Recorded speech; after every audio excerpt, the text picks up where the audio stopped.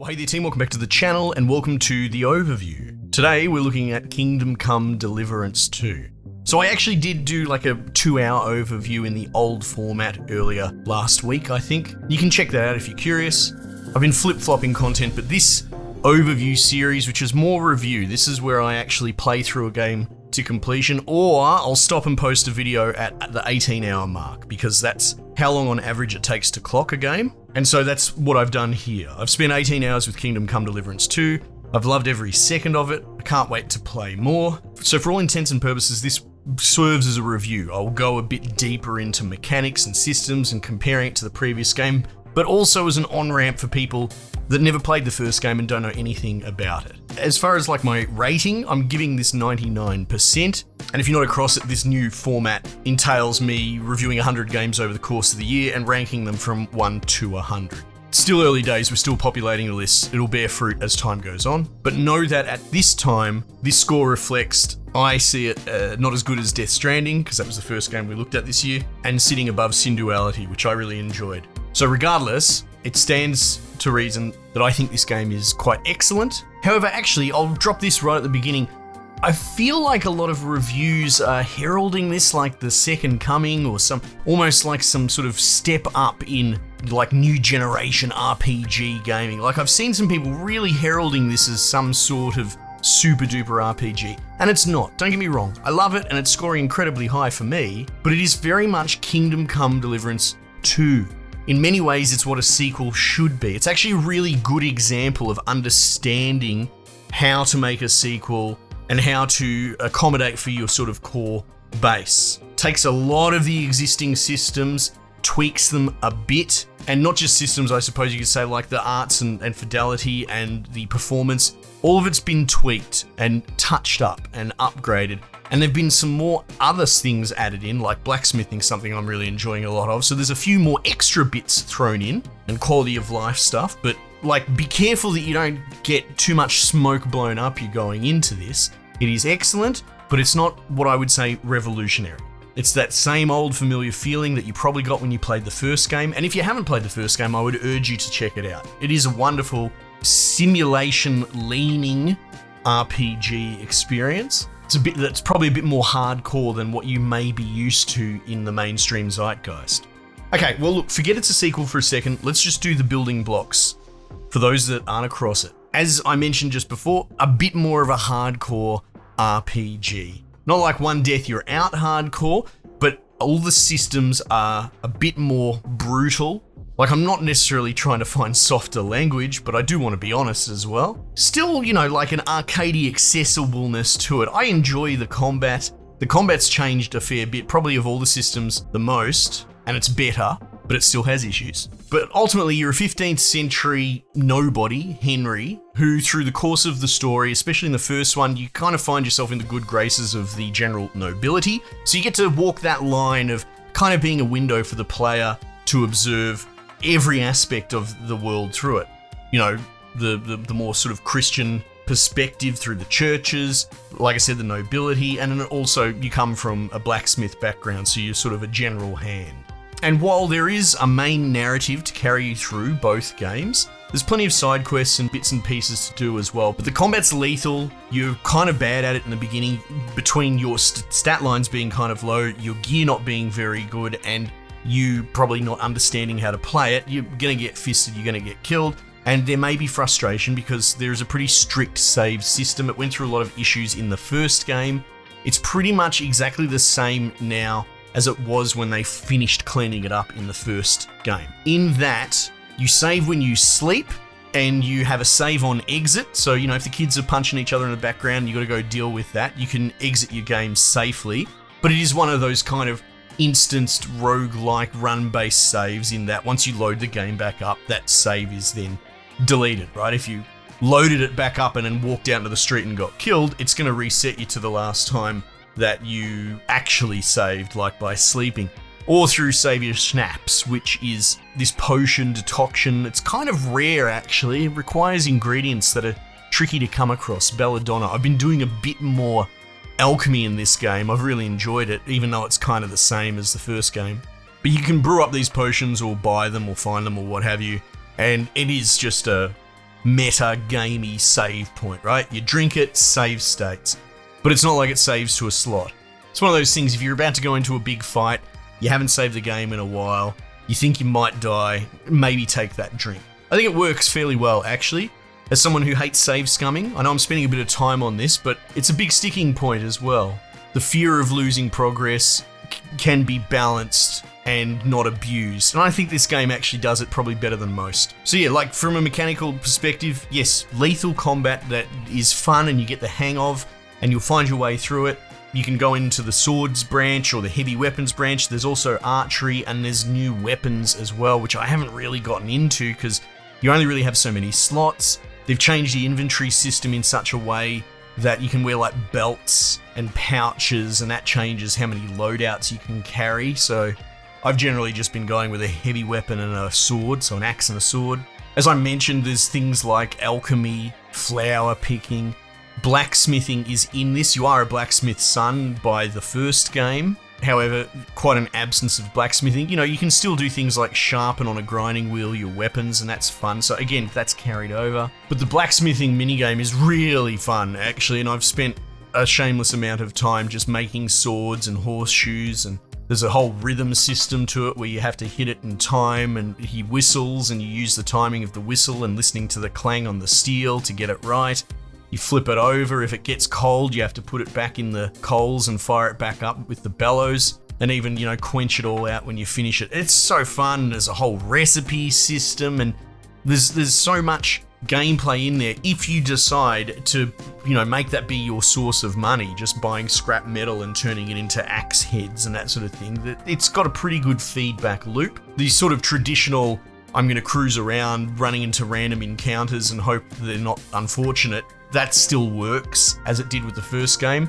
So you can get jumped when you're, you know, moving along the road. And it might be one dude, it might be 5 dudes. Like, you know, roll the dice. But at the end of the day, you win, you kill them, you take all their shit. If you can carry it all back and load your horse back up, you can sell it, repair it, repurpose it.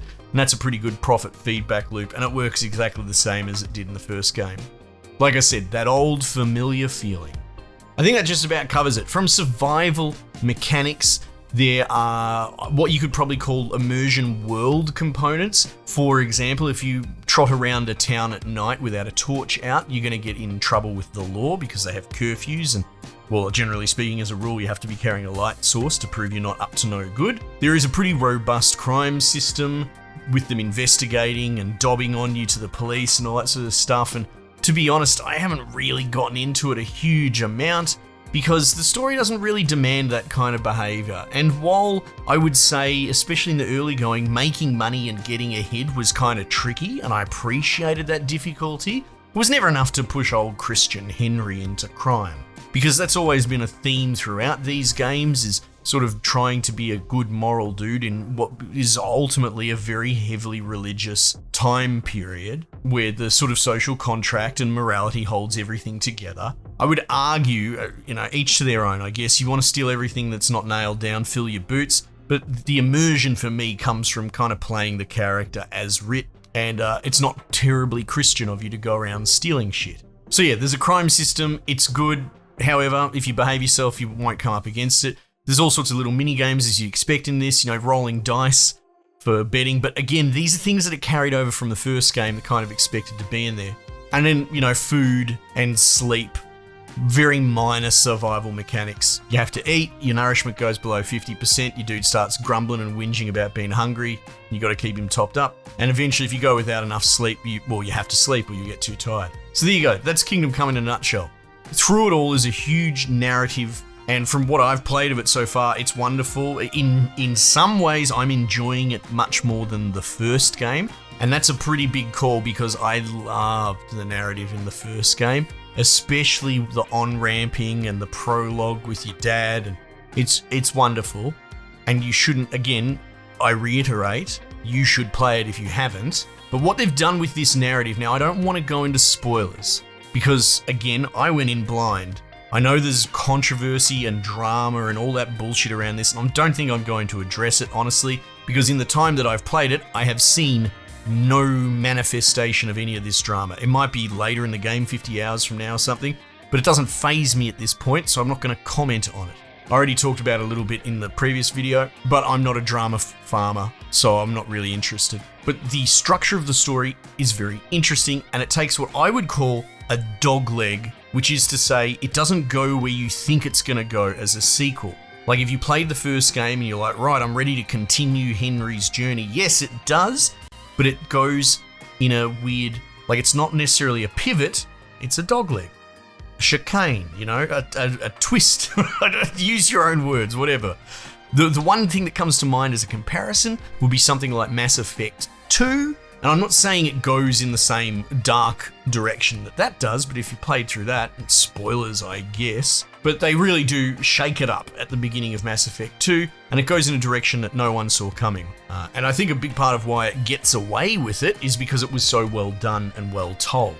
And if they made a mediocre story or fumbled it, people would have really hated Mass Effect 2. Anyway, I digress. But that's an example of maybe you thought it was going to go somewhere else, the adventures of Commander Shepard, and it didn't. But we as consumers are all thankful that the way they did it. Same thing goes with this. What it really does is it manages to, without overt contrivance, like it all comes together quite neatly, it resets you. It resets you back to zero. It puts you in a stranger in a strange land scenario, and we're not quite saying well and truly over the border, but apparently about 3 or 4 days ride away from where you are in your Bohemian area, which is the tip of the spear for the invasion.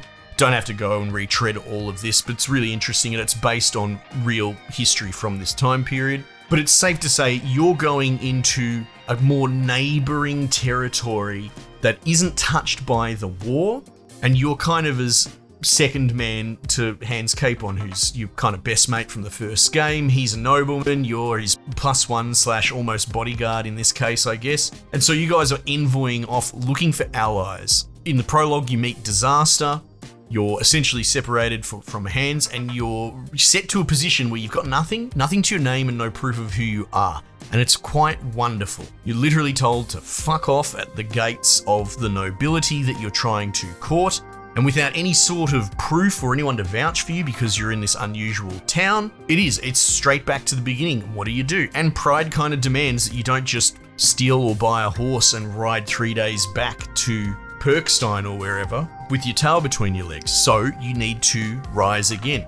It's a fantastic setup that most games struggle to do, and yet this is what a lot of sequels do. And so you use your know-how as a blacksmith and help people up. And one of the coolest parts of the way that the systems work this time around, at least in the beginning, is that, how do I say it without spoiling? The starting town you're in, you're not off on the best foot. A lot of people don't like you. And if people don't like you enough, or dislike rather, they just won't talk to you. In fact, the starting innkeeper chick will not interact with you because of your behavior. And so it has this extra layer that you don't really see in games normally, that yes, you're doing quests and you're helping people with their stupid nonsense, escorting sheep to hunt down wolves, the kind of busy work that you probably come to expect from RPGs. But as you do it, your reputation with all the different castes and villages will go up, and then people will start to actually interact with you, and then you'll be greeting them. And again, like I said, there's been all these little systems that have been added in to tweak it. Like there's a hold alt to kind of casually vocally interact with people. If they say hello, you can say hello back, or you can be rude if you really want to. And even like in combat, you can use that. You can taunt, you can surrender, you can yell and scream and battle cry at the enemy. So these little bits add to the immersion. And yeah, like I said, I don't want to talk much more about the story, but I'm really quite enjoying it, to be honest. And they've chosen, as much as you are displaced in this different land, so a lot of your associations and characters that you know from the previous game aren't really featuring. Well, again, I'm dancing around spoilers. Because Hans is there with you, it does take time to develop your relationship with your best mate, the bromance from the first game, which is great because that was probably the strongest part of the first game. So I'll say this on the narrative. I feel that there is a structure problem to the way that they feed you quests that gives it a feeling of bloat. How to put this? Okay, so there's a lot here, right? There's your main quest, and then there's sort of busy work side quest stuff. This is what most people expect. I suppose you can compare it to Witcher. Actually, let's ride with that. Imagine The Witcher 3, but instead of all the side quests kind of being optional, imagine if a bunch of them were jammed into the main quest. So yeah, you kind of know the mouthfeel of what a main quest feels like, a main mission. But instead, between each of those missions, you'd have to do 5 little busy work side type missions in between. And it's a bit exhausting, and it takes away your agency and your ability to go, well, I just want to maybe mainline the main quest for this next hour, because I just do, because it's my prerogative. This game kind of throws a spanner in the works. Like a big event that I recently went to in this game, it was kind of a culmination of missions, was like this wedding where a lot of people from the villages came together. And that was wonderful, by the way, because all the people I'd been helping all across the county recognized me and like, hey, Henry, how you going? It was cool. And, you know, there was dancing mini games and dice and, you know, helping people out. So I went around doing some just random mini games at the wedding. And then I thought, okay, I've had my fill. I want to continue with the main quest, finish up this wedding, only for it to jam more, oh, I need you to steal cider from the basement for me, or go bloody sneak over here. You know, it put this busy work shit in my way. And I hope this is making sense. I'm not trying to pick at it, but it's a noticeable departure from, I feel, how the first game went. And it wasn't just this wedding, it's sort of once you see it, you can't not see it. I was trying to build things for a blacksmith, but instead it sent me on these nonsense side quests that got in the way for the main quest. Look, in the scheme of things, it's not the end of the world. And to be honest, I've been doing a lot of the side stuff because I'm just really enjoying it. But if you want to just mainline the story, the game kind of contrives to deny that from you. And look, I'll close out on combat. It is better. They've simplified aspects of it. You don't really have 5 points of attack and a jab. You sort of have 3 points, up, left, and right, and down being the new jab. They've remapped the controls for blocks. If you played a lot of the first game and you figured out the Master Strike was kind of the I win button to combat, it doesn't work quite like that now. You can unlock a Master Strike and it works differently. It's pretty cool actually how, like, if someone's trying to swing from like the left at you, you want to try and swing from the other direction and attack during their attack. So it's very risk reward, and it's counterintuitive to blocking because you try and block on the same side as them. So you sort of have to pick a path. Am I going to block? Am I going to Master Strike? It's cool. It's clever. So look, not the hugest changes, but once you get into a rhythm, you'll be all right. For the most part, personally, I just let dudes tire themselves out doing perfect blocks. They're expending stamina while I'm not. And then once they kind of calm down, it's my turn and I wail on them and beat the living shit out of them. So once you find your own rhythm, it works out. But it's still tough. It's definitely still tough and clunky. And if you're going straight into this blind, you might even think it is bad, which I guess I can see that, sure. But it just has a different skill cap to it than what you might be used to from more arcadey RPGs. Anyway, look, I think I've said my piece on it. I like it. I've really enjoyed my time with it, and I stand by my scoring highly of it. But again, it looks like it's very long, and you know, I've thrown the word bloat around a few times, but I don't know what else to call it, right? There's a lot of content in here, a lot of it's kind of forced into the main quest line, and I don't really appreciate that. But at the same time, even if it wasn't, I'd probably do it on my own time, so I'm not trying to be picky or difficult, but I don't love that it denies me the chance to just mainline the story under my own power. But yes, excellent game. If you haven't played the first one, play that one first because there's a lot of references and throwback here. There's a lot of value to get from it, and that still holds up like well anyway because I covered it late last year. Anyway, I don't want to waffle more than that. Game's excellent. It's lived up to the hype, and yeah, might just leave it there for the time being, and I'll catch you guys on the next one.